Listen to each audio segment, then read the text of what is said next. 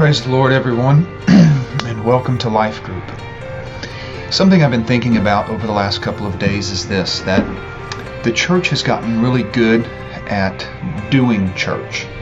We go to church, we learned how to worship at church, we know how to celebrate at church. But do we really know how to be the church? Now, I am deeply convinced that the church is both a people and a place. It's not exclusively one or the other. I believe that we are the temple of God, and I also believe that there are places of worship that are sacred, and we need to honor them as such. But there's been times in history where the church, the people, have had to go in some very strange ways.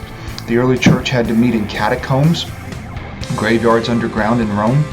Some of them met in houses and schools and synagogues. They met anywhere they could.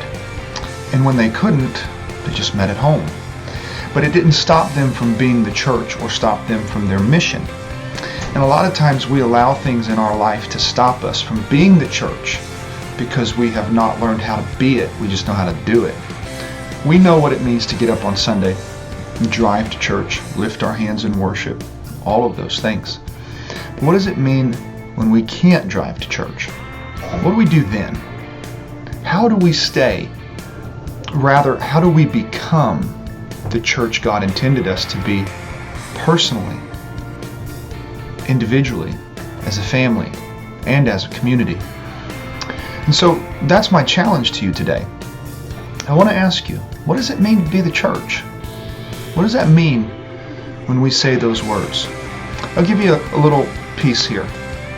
The Greek word for church is ekklesia. It's a compound word in Greek. It means called out, those who are. And so if you put it together grammatically correct, it is those who are called out. That's the church. Now, we go to church. It's a sacred place, and we see those symbols throughout all of the history of the Bible.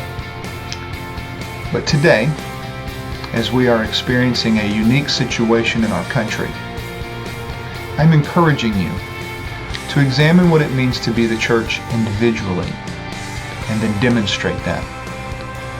We cannot get so busy just doing church that we forget to be the church. If that's the case, we'll lose our mission, we'll lose our purpose, we'll lose it. We cannot be a people who know how to do something without knowing who and why we're doing it. I want to be the church that Jesus wants, the person that He called out of darkness into His marvelous light.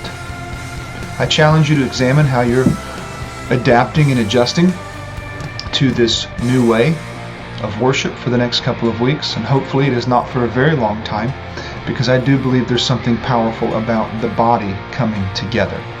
But in this time, let's pray and seek the face of God, that we might be who He has called us to be at all times, in all places. God bless you, and welcome to Life Group.